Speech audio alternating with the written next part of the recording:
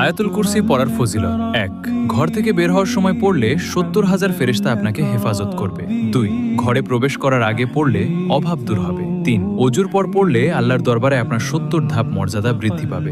৪। রাতে ঘুমানোর সময় ৩ বার পড়লে সারা রাত আপনি আল্লাহর নিরাপত্তায় থাকবেন। ৫। ফরজ নামাজের পর পড়লে মৃত্যুর পর আপনার এক পা জমিনে এবং অন্য পা জান্নাতে থাকবে। এইরকম ইসলামী গুরুত্বপূর্ণ ভিডিও পেতে হালাল বাণী ইউটিউব চ্যানেলটি সাবস্ক্রাইব করে দিন।